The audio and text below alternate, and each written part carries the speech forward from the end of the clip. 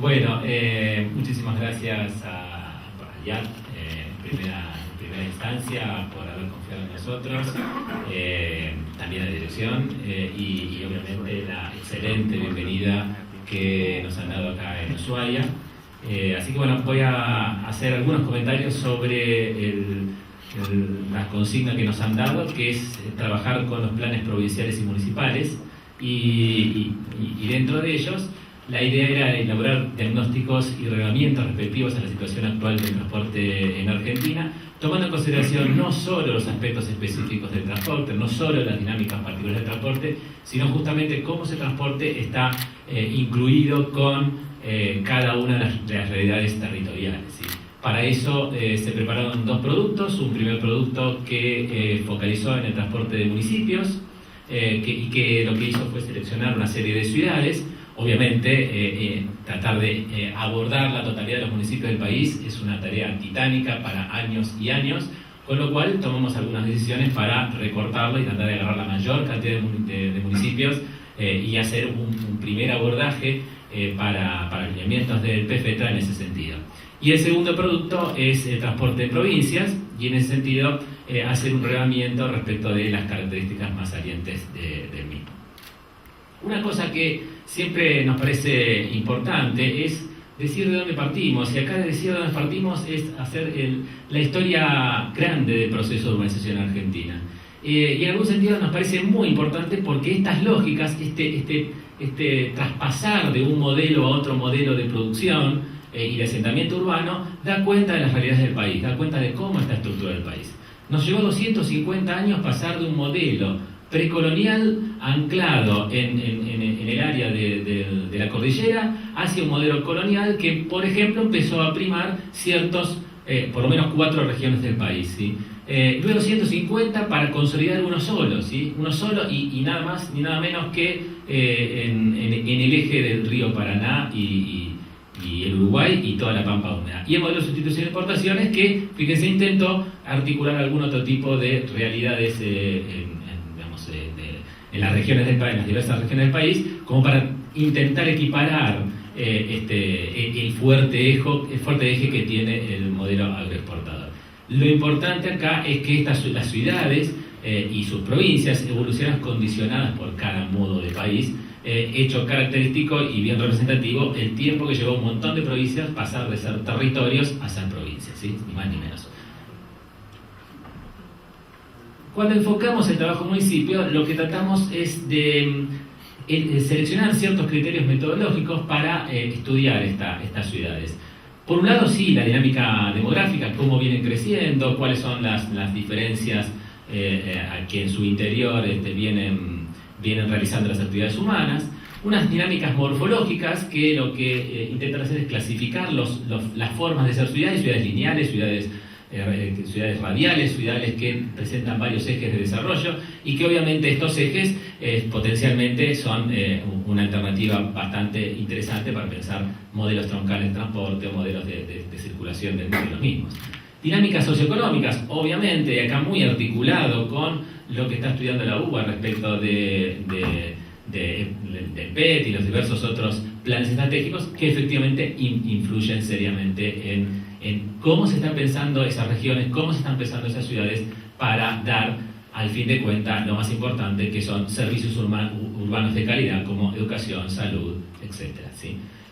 Las dinámicas de movilidad interna urbanas, acá tuvimos la suerte de que ya había alguna serie de estudios enfocados en las grandes ciudades de Argentina. Si bien es cierto que, por ejemplo, la región patagónica muy recientemente tuvo uno, específicamente con Neuquén Chipolete, la gran mayoría de estas ciudades están centradas en el eje central, el eje fuerte del país, que es en la región centro.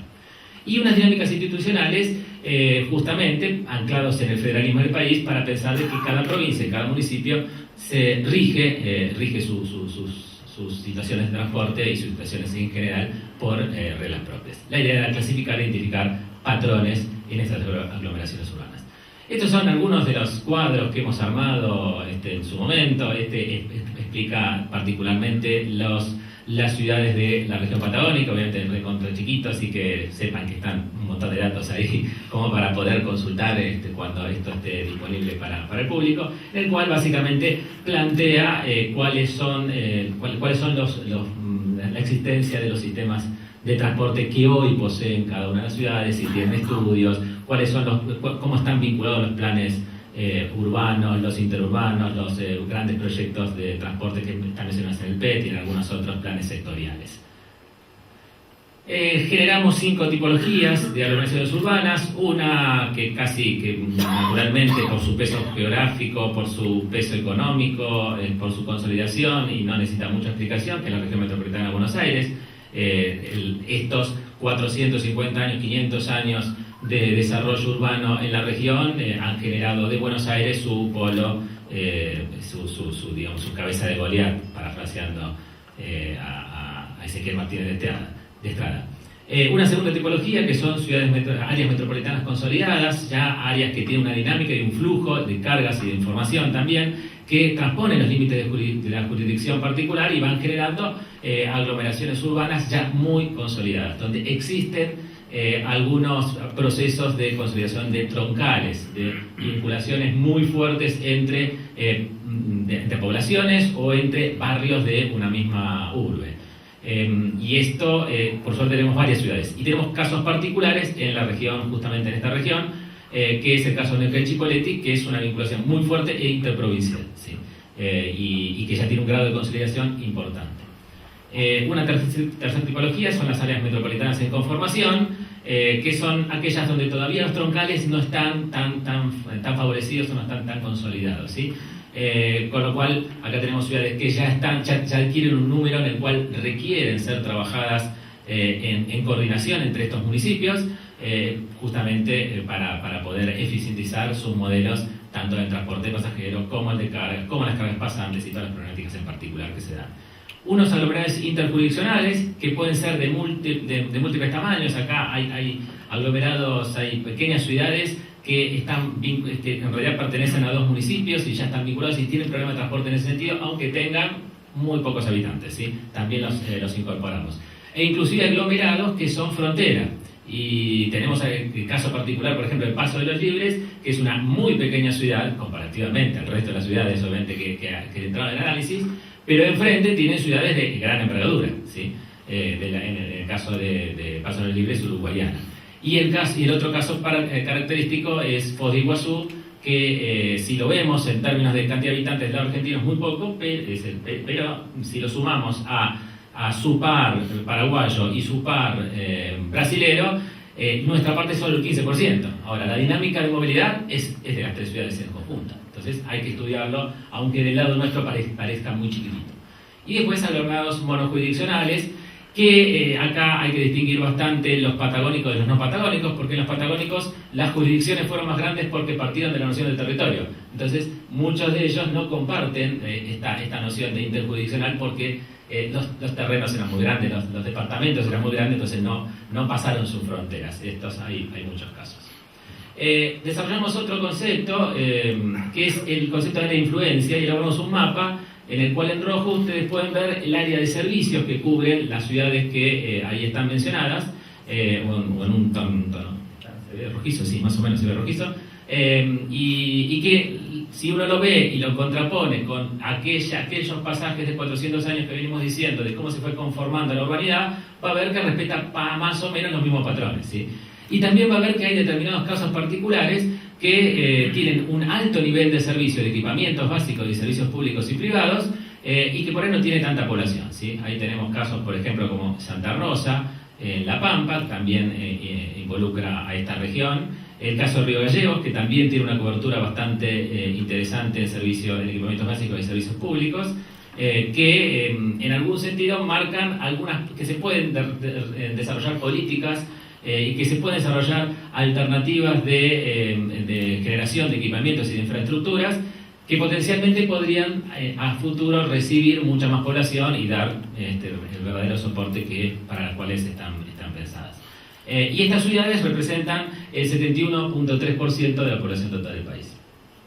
En el caso del transporte en provincias, lo que hicimos fue abordar los siguientes criterios metodológicos para abordar el estudio. Por un lado, pensar que existen condicionantes territoriales, características geográficas, económicas y sociales que determinan las cosas, que en algún sentido determinan hoy por hoy la movilidad que existe.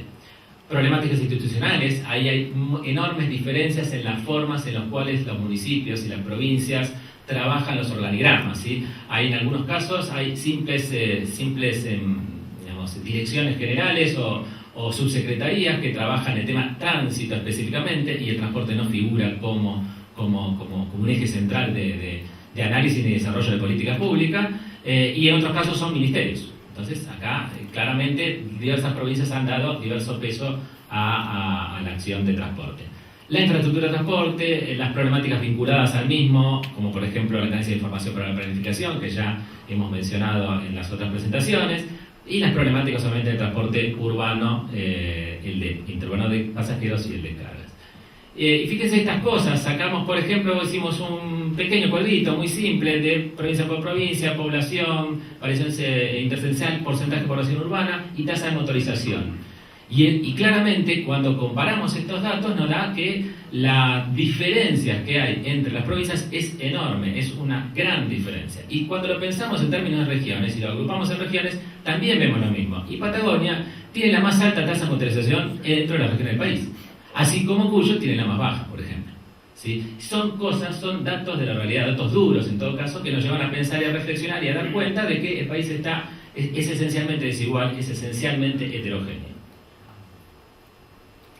Elaboramos esta serie de cuadros, en este caso también son desde la Patagonia, también la última de todas está Tierra del Fuego, Antártida e Islas del Atlántico Sur. Y por último, como para cerrar, lo que queríamos es dejar un listado de problemas comunes, tanto a las provincias como a los municipios, y me voy a centrar en dos o tres a modo de conclusión. Esta idea de que los flujos interprovinciales se focalizan y priorizan en la zona central del país, esto es muy fuerte y si no desarrollamos políticas para seguir vinculando y conectando el territorio, vamos a seguir logrando de que el mercado privado en algún sentido siga fortaleciendo y exigiendo rutas en los lugares más rentables, en lugares de mayor tráfico, que hay más tráfico, y no permita el desarrollo de otras regiones. La idea de temporalidad, la idea de existencia de picos, de valles en ciudades interior es muy interesante porque duplica lo que sucede en las grandes ciudades, en las cuales la gente difícilmente tenga el tiempo como para volverse a sus casas, digamos. Al mediodía entonces tengo 4 horas pico, no tengo ya 2 horas pico como en la ciudad de Buenos Aires. Esto no ha servido muchísimo venir a cada una de las regiones y conversar con cada uno de los funcionarios de cada región, porque desde Buenos Aires nuestra idea es que hay 1 hora pico de ida a la mañana y 1 hora de pico a la vuelta a las casas a la tarde, y no existe nada más. El interior es muy distinto, muchachos, así que hay que caminarla y efectivamente a partir de eso tratar de desarrollar algún tipo de políticas. Otra cuestión fundamental: degradación de estaciones, paradas, refugios, la aparición de diversos grados de informalidad y ilegalidad de servicios de transporte público con combis, charter y remises. Es algo generalizado en el país, es generalizado en todas las ciudades, en todas las provincias, y hay diferentes alternativas y diferentes soluciones institucionales para atacarlo, que se detectan muy rápidamente al pensar los organigramas de gestión. El incremento de la siniestralidad de motos y ciclomotores es bastante importante en muchas ciudades del interior. Y para cerrar, lo otro que quería mencionar tiene que ver con pensar otras alternativas de transporte. Por ejemplo, los sistemas de bicicleta públicos no están prácticamente desarrollados en el país, salvo en las ciudades más importantes, y en muchas ciudades menores es una herramienta muy importante para permitir la movilidad de las personas. Obviamente, en la Patagonia, con 300 km por hora, me parece que no está muy buena una bicicleta, y estamos de acuerdo con eso, ¿no? Pero efectivamente hay muchas otras ciudades donde esto es posible de pensar y demás. Y la potencialidad de la infraestructura ferroviaria, claramente que está en desuso en gran parte del país, y la potencialidad, por ejemplo, se mencionaba hace un ratito la idea de que hay aeropuertos que no tienen conexión con la ciudad. Bueno, tenemos 7 vías férreas cercanas a 7 aeropuertos, 6 de ellos internacionales, que obviamente cercanas, estamos hablando de 3 kilómetros, 4 kilómetros, 5 kilómetros de distancia, que con un pequeño ramal podría tener conectividad ferroviaria, pero Lamento también decirles que ni siquiera hemos logrado que el Aeropuerto Internacional de Ezeiza tenga un servicio ferroviario que lo vincule, así que ¿qué podemos esperar de Córdoba? ¿Qué podemos esperar de Mendoza? ¿Qué podemos esperar de Mar del Plata? ¿Sí? Y la última para cerrar, y ahora sí, la escasa articulación que hay entre la gestión de transporte y la gestión de territorio. ¿Sí? Esto, que el PET sirva como base articulador del resto de los programas sectoriales que viene haciendo la Nación, nos parece que es fundamental. ¿Sí? Y fundamental esta idea de una gestión estratégica, como decía Rubén, de que a este escenario vamos a generar un nuevo escenario, y ese nuevo escenario va a tener que estar en correlación con el nuevo escenario que generó el PET, ¿sí? Y así cada uno de los programas articulándose entre sí. Así que muchísimas gracias y cualquier duda.